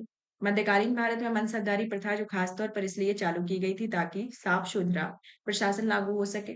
मुगल मनसबदारी व्यवस्था की विशेषताएं थी, जैसे कि जाति एवं सवार पद पर प्रदान किए जाते थे। मनसबदार आनुवंशिक नहीं होते थे और मनसबदारों की 3 श्रेणियां थी और इनके 33 वर्ष थे। मसरूद अर्थात सशर्त प्राप्त होते थे। सवार पद जात अधिक नहीं हो सकता था। समस्त कार्यकारी और सैन्य अधिकारियों को मनसब प्रदान किए जाते थे। मनसबदारी व्यवस्था राज्य के कुलीन वर्ग से संबंधित थी, जिसे अकबर ने प्रारंभ किया। मनसबदार पद केवल सेवा काल तक ही होते थे और मनसबदारी का चयन योग्यता के आधार पर होता था। मुगलकालीन भारत में राज्य की आय का प्रमुख सूत्र भू राजस्व। मुगलकालीन प्रशासनिक शब्दावली में माल प्रतिनिधित्व करता है भू राजस्व का। मुगल सम्राट जिसने तंबाकू के प्रयोग को निषेध किया, जहांगीर। मुगल प्रशासन में मदद ही मां से इंगित करता है विद्वानों को दी जाने वाली राजस्व मुक्त अनुदत्त भूमि को। मध्यकालीन भारत में ऐतिहासिक स्रोतों में चकला शब्द का प्रयोग किया है। सूबा और परगना के बीच एक क्षेत्रीय इकाई, लेकिन सरकार के समानार्थी नहीं थे। इसमें अधिकारी और विहित कर्तव्य है, जैसे कि दीवान एतन, जागीर व वेतन के देखना, मुस्ताक राज्य की आय व्यय का निरीक्षण, मुसरिफ कार्यालय को संभालने के लिए वाक्यान 20 प्रमुख घटनाओं और फरमानों को सूचीबद्ध करना होता है। बादशाह और दीवान है, जिसमें अकबर, मुजफ्फर खान, जहांगीर, गियास बेग, इमामुद्दौला, शाहजहां, सादुल्ला खान, औरंगजेब, असद खान। सत्य कथन है, जैसे कि अकबर ने शेरशाह की तरह राज्य के सिक्कों के प्रचलन को नियमित करने का प्रयास किया। शेरशाह की मुद्रा पद्धति के समान अकबर के समय ताम्र का प्रमुख सिक्का दाम था। वह जिसे राम सीता की आकृतियों और राम सिंह देवनागरी लिपि से लिखे युक्त सिक्के चलाए थे अकबर ने। मुगल शासन के तावे के सिक्का कहलाता दाम। शाहरुख नामक सिख चांदी का सिक्का बाबर ने शुरू किया, यानी कि चलाया। अकबर के शासनकाल में दक्कन में भू-राजस्व वसूली को प्रचलित आधार था हल्की क्रिया। वह मुगलकालीन नहर जिसका निर्माण फिरोज शाह की सवाही को पुनर्जीवित करके किया गया था, साहब नहर। मध्यकाल में बटाई शब्द का अर्थ होता है लगान निर्धारण का तरीका। मुगलकालीन संगीत एवं चित्रकला के बारे में, जिसमें मुगल चित्रकला के बारे में कथन दिया गया है, जिसमें युद्ध दृश्य, पशु पक्षी, प्राकृतिक दृश्य, दरबारी चित्रण है। चित्रकला की मुगल शैली का प्रारंभ हुमायूं ने किया। वह मुगल शाखा जिसने चित्रकारी के लिए कारखाने बनवाए, हुमायूं ने। दास्तान अमीर हमजा का चित्रांकन अब्दुल समद के द्वारा किया गया। प्रसिद्ध जहांगीरी चित्रकार जो थे, जिसमें अबुल हसन, उस्ताद मंसूर, फारूक बेग, बिशन दास, आका रेजा, मोहम्मद नासिर, मोहम्मद गुरात, मनोहर, माधव एवं गोवर्धन रहे हैं। मुगल चित्रकला की उन्नति की है। जहांगीर के शासनकाल में पहाड़ी school, Rajput school, Mughal school, Kangra school की विभिन्न शैलियां प्रदर्शित हैं चित्रकला की। यूरोपीय चित्रकला का प्रवेश हुआ है अकबर के दरबार में। किशनगढ़ शैली जिस कला के लिए प्रसिद्ध है, वह है चित्रकला। वह मुगल शासन जिसने सचित्र पांडुलिपियों को ध्यान से हटाकर चित्राधार यानी कि एल्बम और व्यक्तिगत रूप चित्रों पर अधिक जोर दिया गया, वह जहांगीर है। वह एक संगीत वाद्य जिसने बजाने में औरंगजेब की दक्षता थी वीणा। प्रातःकाल में गाया जाने वाला राग है वह तोड़ी है। तानसेन, बेजू बावरा, गोपाल नायक जैसे संगीतज्ञों ने स्वामी हरिदास से प्रशिक्षण प्रदान प्राप्त किया। स्वामी हरिदास के अनुयायियों ने स्थापित किए 5 संगीत अर्चना केंद्र। अकबर के शासन में द्रुपद गायकों से सम्मिलित थे तानसेन हरिदास। तानसेन का प्रसिद्ध मकबरा ग्वालियर में है। तानसेन का मूल नाम रामतनु पांडे। अकबर के पूर्व तानसेन को संरक्षण देने वाले राजा भाटा का राजा रामचंद्र शाह है। वह मुगल शासक जिसने लाला कलावंत से हिंदू संगीत की शिक्षा ली है। अकबर संगीत की टप्पा शैली जिस मुगल सम्राट के दरबार में परिष्कृत और विस्तृत हुई है वह मोहम्मद शाह रहे। मुगल कालीन साहित्य के बारे में देखा जाए तो बारबर नामा का अंग्रेजी अनुवाद लेडेन और रस्किन ने किया। गुलबदन बेगम पुत्री थी बाबर की, वह महिला जिसने मुगल कालीन ऐतिहासिक विवरण लिखे हैं गुलबदन बेगम। हुमायूं नामा की रचना गुलबदन बेगम ने की। दिल्ली का वह शिक्षा केंद्र जो मदरसा ई बेगम कहलाता है स्थापित किया गया महामंगा द्वारा। देश में दिल्ली में पुराना किला के खैरुल मंजिल नामक मस्जिद का निर्माण कराया था महामंगा के द्वारा। है तो देश का फारसी में अनुवाद किया गया ताज उल दिन मुफ्ती अल महसीन लेखक और पुस्तक है जैसे कि हसन निजामी, ताजुल मसीर, ख्वादमीर, हुमायूं नामा, मोहम्मद काजिम आलमगीर नामा, भीमसेन, नुक्सा ए दिलकुशा, अल उतबी, तारीखी यामिनी, चंद्रभान ब्रह्मन, चहार चमन, मुअत्तमद खां, इकबाल नामा जहांगीरी, अब्बास खां सरखानी वानी, तारीखी शेरशाह, निजामुद्दीन अहमद, तबकाती अकबरी, बाबर, तुजु के बाबरी, गुलबदन बेगम, हुमायूं नामा। फिर आते हैं इसमें निजामुद्दीन अहमद, तबकात अकबरी, तारीख निजामी, ईश्वरदास नागर, फुतुहात ए आलमगीरी, सुजान राय भंडारी, खुलावत उल और तवारे, अबुल फजल फैजी, अब्दुल रहीम खान खाना, अब्दुल कादिर बदायूं में से वह है जिसका हिंदी साहित्य के लिए सबसे महत्वपूर्ण योगदान है अब्दुल रहीम खान खाना। भारत के इतिहास के संदर्भ में अब्दुल रहीम हमीद लाहौरी थे शासन शाहजहां के शासन के राजकीय इतिहास का जहां नामा के लेखक इनायत खां है। अनवार ए सुलहसी नामक ग्रंथ के अनुवाद है पंचनंद का। अबुल फजल द्वारा अकबर नामा पूरा किया गया 7 वर्षों में। आईने अकबरी लिखी गई अबुल फजल द्वारा। मुगल काल में दरबारी व अदालती भाषा फारसी है। मुगल कालीन ग्रंथ आलमगीरी रचना थी साकी मुस्तैक खां की। नस्तालीक है एक प्रकार की फारसी लिपि जो कि मध्यकालीन भारत में प्रयुक्त होती है। कवि हृदय वह राजा जिसने नरगिरी दास के नाम से कृष्ण की प्रशंसा के छंद लिखे हैं राजा सावंत से। महत्वपूर्ण कृतियां जिसमें रामचंद्र का एवं रसिक प्रिया की रचना किससे की थी केशव ने की हुई थी। अब आते हैं मुगल कालीन विविधता जैसे कि शासक और विदेशी यात्री। जहांगीर के समय में विलियम हॉकिंस आए, अकबर के समय में विलियम फिंच, शाहजहां के समय में ट्रेवेनियर, औरंगजेब में मनूची। कुछ विदेशी यात्री जिनका समय काल जैसे हॉकिंस का 1608 से 1611, टॉमस रो का 1615 से 1619, मनोची का 1653 से 1508, रॉल्फ फिच का 1585 से 1586। वह विदेशी यात्री जिसने भारत में हीरो और हीरो की खदानों की विस्तृत रूप से चर्चा की है जया बेफिस्ट ट्रेवेनियर। मुस्लिम शासकों का सही कालानुक्रम दिया गया है जिसमें जहांगीर, मोहम्मद शाह, अब्द शाह अब्दाली, बहादुर शाह द्वितीय। चंदेरी का युद्ध 1528 ईस्वी में, दोराय का युद्ध 1531 ईस्वी में, चौसा का युद्ध 1539, कन्नौज का युद्ध 1540, सामूगढ़ का युद्ध 1658 ईस्वी में, तराइन का दूसरा युद्ध 1192, औरंगजेब का युद्ध 1707, पानीपत का तृतीय युद्ध 1761, बिलग्राम का युद्ध 1540, सरनाल का युद्ध 1572, धर्मत का युद्ध 1658, जजाऊ का युद्ध 1707, अटसरगढ़ का युद्ध 1601 में। 4 बाहरी आक्रमणों का व्यवस्थित क्रम जिसमें चंगेज खां, तैमूर, नादिर शाह, अहमद शाह अब्दाली रहे। दारा सकोए को दफनाया गया था दिल्ली में और नादिर शाह द्वारा दिल्ली में कत्लेआम 1739 ईस्वी में किया गया। हेमचंद्र विक्रमादित्य भारतीय इतिहास से जाने जाते हैं हेमू के नाम से। भारतीय गौरव या यश का अंतिम सूर्य प्रयुक्त होता है पृथ्वीराज के लिए। मध्यकालीन या मुगल शब्दावली अर्थ उकारे हैं जिसमें दाम, ताम्र की मुद्रा, देशाई, राजस्व अधिकारी, दीवान, प्रांतीय राजस्व का प्रमुख जरीब, भूमि माप प्रणाली और युद्ध संबंध जैसे कि हल्दी घाटी का युद्ध 1576 ईस्वी में, अकबर में राणा प्रताप के विरुद्ध, बिलग्राम का युद्ध हुमायूं, शेर शाह के विरुद्ध, खुसरो का विद्रोह जहांगीर में, खानवा का युद्ध बाबर या राणा सांगा के विरुद्ध, खानवा का युद्ध बाबर में, चौसा का युद्ध हुमायूं के द्वारा और बल्ख खां का युद्ध शाहजहां में हुआ। कुछ वर्ष और घटनाक्रम है जैसे कि 1556 में अकबर का राज्यारोहण, 1600 में ईस्ट इंडिया कंपनी के अधिकार पत्र प्रदान करना, 1680 में शिवाजी का देहांत, 1739 में नादिर शाह का दिल्ली पर कब्जा। पिता अली खान नाम जो था वह तानसेन का, बाबुल मक्का या मक्का द्वार था सूरत को। मुगलों में नौरोज का त्योहार पारसियों से किया गया। शब्द और संबंधित वंश है जैसे कि एकता, दिल्ली के सुल्तान जाकिर मुगल, अमरम, विजयनगर, मोकाशा मराठे। सही कालानुक्रम है जिसमें पद्मिनी, दुर्गावती, ताराबाई, अहिल्याबाई। मतलब सबसे पहले पद्मिनी आई, फिर दुर्गावती आई, फिर उसके बाद ताराबाई, उसके बाद अहिल्याबाई का कालक्रम है। भारत में सांस्कृतिक इतिहास के संदर्भ में जैसे कि बुलंद दरवाजे का निर्माण लाल बलुआ पत्थर का प्रयोग किया गया, जिसे सफेद संगमरमर के द्वारा सजाया गया।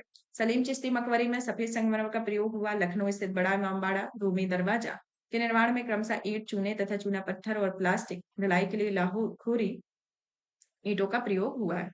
फिर आता है कि स्मारकों का क्रम है जिसमें अटाला मस्जिद जौनपुर, शेरशाह सूरी का मकबरा सासाराम, हुमायूं का मकबरा दिल्ली, राबिया और दुरानी का मकबरा औरंगाबाद। मुगल काल में जिस मदरसे ने मुस्लिम न्याय शास्त्र की पढ़ाई में विशिष्टता हासिल की वह थी लखनऊ।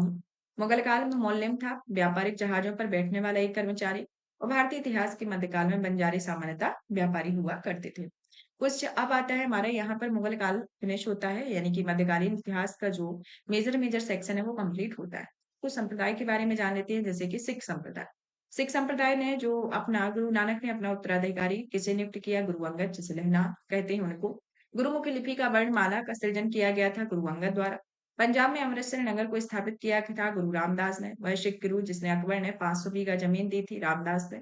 वह सिख गुरु जिसे विद्रोही राजकुमार खुसरो की सहायता एवं धर्म से आशीर्वाद दिया था, गुरु अर्जुन देव। आदि ग्रंथ और गुरु ग्रंथ साहिब का संकलन गुरु अर्जुन देव ने किया। वह सिख गुरु जिसने तत्कालीन शासकों में मृत्युदंड दिया गया था, गुरु अर्जुन देव और गुरु तेग बहादुर ने। वह सिख गुरु जिसकी मृत्यु के लिए औरंगजेब जिम्मेदार था, गुरु तेग बहादुर। वह हेम कुंड, तारा कुंड, ब्रह्म कुंड में से वह कुंड जिसमें प्रसिद्ध सिख गुरु द्वारा व्यवस्थित था, हेम कुंड। वह सिख गुरु का जन्म पटना में हुआ, गोविंद सिंह। वह जिसकी समाधि के कारण नांदेड़ गुरु द्वारा सिखों द्वारा पवित्र माना जाता था, गुरु गोविंद सिंह का।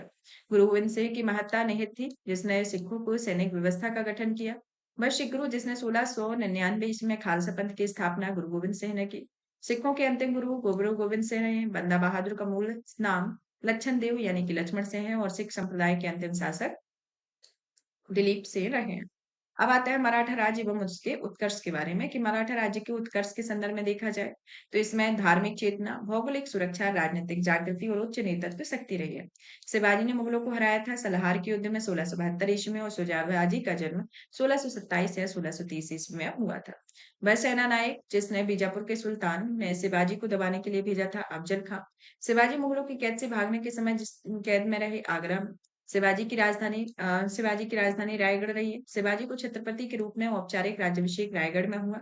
शिवाजी के गुरु का नाम नामदास था, और शिवाजी से संबंधित घटनाओं का कालानुक्रम देखें तो इनमें सबसे पहले चाकन के किले पर विजय, मुगलों में मतभेद का प्रारंभ, अफजल खां का प्रकरण, सूरत पर आक्रमण तथा लूटना है। अष्टप्रधान का गठन किया गया था शिवाजी ने। शिवाजी के अष्टप्रधान में सम्मिलित अधिकारी पेशवा, अमात्य या मजूमदार, वाक्यांवीस, सुरनवीस या सचिव, सुमंत या दबीर, सेनापति, सरे नौबत, पंडित राव, न्यायाधीश है। अष्टप्रधान नाम परिषद होती, मंत्री परिषद होती थी मराठा प्रशासन। शिवाजी के समय शरणवाद पद संबंधित थे सैन्य प्रशासन से। शिवाजी के अष्टप्रधान का जो सदस्य विदेशी मामलों की देखरेख करता था वह सुमंत था। छत्रपति शिवाजी के राज्य में प्रचलित रजत मुद्रा थी, रुपया, लाहरी, टका। संभाजी के बाद मराठा शासन में सरल एवं कारगर बनाया था बालाजी विश्वनाथ ने। पेशवाओं के शासनकाल में सही क्रम है जिसमें बालाजी विश्वनाथ, बाजीराव, बालाजी बाजीराव, माधवराव। निम्नलिखित पेशवाओं के शासनकाल में कालानुक्रम दिया गया है जिसमें बालाजी विश्वनाथ, बाजीराव प्रथम और नारायण राव, माधवराव फर्स्ट। तो इसके अंतर्गत आपको क्रम बताना है, तो इसमें पहले नंबर पर आपके बालाजी विश्वनाथ आते हैं, दूसरे नंबर पर बाजीराव फर्स्ट, तीसरे नंबर पर आपके माधवराव फर्स्ट और चौथे नंबर पर नारायण राव। सही कालानुक्रम दिया गया है जिसमें पहले नंबर पर संभाजी, फिर राजाराम, फिर शिवाजी सेकंड, उसके बाद छत्रपति साहू जी। मराठा साम्राज्य पेशवा की अध्यक्षता में एक परिषद बन गया था 1750 ईस्वी में। साहू के उत्तराधिकार निवृत्ति पेशवा की इच्छा पर। मुगल साम्राज्य के पतन में सबसे शक्तिशाली देश शक्ति के रूप में उभरे मराठे। औरंगजेब की मृत्यु में समय मराठा नेतृत्व हाथों में था ताराबाई के। सरंजामी प्रथा संबंधित थी मराठा भूराज प्रथा से। वह मराठा पेशवा जिसके समय में मराठा राजा नाचीज हो गया और पेशवा वास्तविक शासक यानी कि बालाजी बाजीराव बन गए। सुरक्षा के लिए मराठों के राजस्व के दावों को जाना जाता था और चौथ के नाम से। एक इतिहास में पानीपत की तीसरी लड़ाई को स्वयं देखा बह रहे हैं काशीराज पंडित। और भी अन्य आते हैं जैसे कि अहमद शाह अब्दाली ने भारत पर आक्रमण पानीपत की तीसरी लड़ाई लड़ने का एक तात्कालिक कारण था, और वह मुगल मराठों द्वारा लाहौर से अपने वायसराय तैमूर शाह के निष्कासन का बदला लेना चाहते थे। पानीपत के तीसरे युद्ध में मराठों को हराया था अफगानों ने। पानीपत का तीसरा युद्ध 14 जनवरी 1761 को मराठा और अहमद शाह अब्दाली के बीच हुआ। वह रोहिला सरदार जो कि अहमद शाह अब्दाली का विश्वास पात्र था, नजीम खां, मोडी लिपि का प्रयोग हुआ है मराठों के विलेखों से। मुगल साम्राज्य के विघटन के बारे में, जिसमें मुगल काल में राजा बनाने वाले हुसैन अली और अब्दुल्ला रहे। औरंगजेब को 1707 ईस्वी मृत्यु होने पर सत्ता संभाली बहादुर शाह प्रथम ने। मुगल सम्राट बहादुर शाह के शासन में पूर्व अंत का कारण था एक युद्ध में जो भतीजे द्वारा पराजित हुए। वह मुगल सम्राट जिसने अंग्रेजों को बंगाल में शुल्क मुक्त व्यापार की सुविधा प्रदान की, फर्रुख सियार मयूर सिंहासन पर बैठने वाला अंतिम मुगल सम्राट मोहम्मद शाह था और नादिर शाह के आक्रमण में यह समय मुगल शासक था। वह शासक जिसके शासन में हिजड़ों और महिलाओं के एक वर्ग का प्रभुत्व था, वह मोहम्मद शाह 1719 से 49 तक रहा। वह उस मुगल शासक जो रंगीला के नाम से जाना जाता है, मोहम्मद शाह। मुगल शासकों का क्रम जिसमें जहांदर शाह 1712 से 1713, मोहम्मद शाह 1719 से 1748, अहमद शाह 1748 से 54, आलमगीर द्वितीय 1754 से 1759। वह मुगल बादशाह है जिसको वजीर गाजीउद्दीन ने दिल्ली में दाखिल नहीं होने दिया, वह शाह आलम द्वितीय रहे। अंतिम मुगल सम्राट बहादुर शाह और जिसके पिता का नाम अकबर शाह सेकंड था। बहादुर शाह जफर के बारे में सत्य कथन दिया गया है कि वह बिना साम्राज्य का सम्राट था। इब्राहिम जैक और असद उल्लाह खां गालिब उसकी कविता के शिक्षक थे। हसन अस्करी उसके आध्यात्मिक निर्देशक थे। वह ईस्ट इंडिया कंपनी की ओर से प्रतिमाह 1 लाख रुपए पेंशन के रूप में प्राप्त करता था। अवध का प्रथम नवाब था सआदत खां। हैदराबाद के स्वतंत्र राज्य के संस्थापक चिनकलिस खां थे। सही कथन दिए गए हैं जिसमें विजयनगर साम्राज्य में मैसूर राज्य का उदय हुआ। दिल्ली में स्थित खगोलीय वेधशाला जिसे जंतर मंत्र कहते हैं, वह जयसिंह द्वितीय थी। महाराजा जयसिंह सेकंड की वेधशाला बनवाई गई थी दिल्ली, जयपुर, उज्जैन, वाराणसी, मथुरा में। 1773 ईस्वी में जिज मोहम्मद सारी पुस्तक जो कि नक्षत्रों से संबंधित ज्ञान से संबंधित लेखक रहे हैं, वह जयपुर के सवाई जय हैं। तो इस तरीके से देखा जाए तो आपका मध्यकालीन भारत का इतिहास पूरा फिनिश होता है। अब हमारा ये जो आपका जो 13 लेक्चर है वो आपका प्रीवियस ईयर क्वेश्चन है आपके 2017 से 2023 तक के। और इसके आगे भी जितने सेशन है आपके 15 और रह गए उनको जल्दी से जल्दी कंप्लीट कराया जाएगा। आप इस सेशन को ज्यादा से ज्यादा शेयर करें, वीडियो को लाइक करें, चैनल को सब्सक्राइब करें। धन्यवाद।